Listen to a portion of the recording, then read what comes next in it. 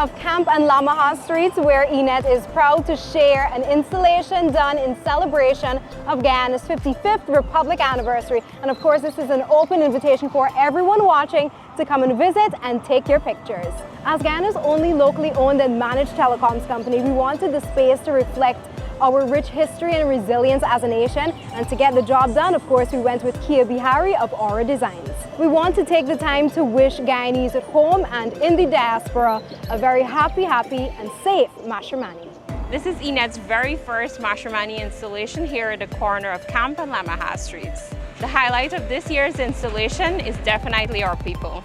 We showcase this by creating original illustrations that represent our 6 races.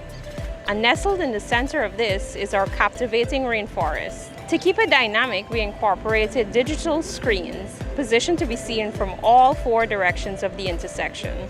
Let's come together as one, wave our flag high, and celebrate Mashramani 2025.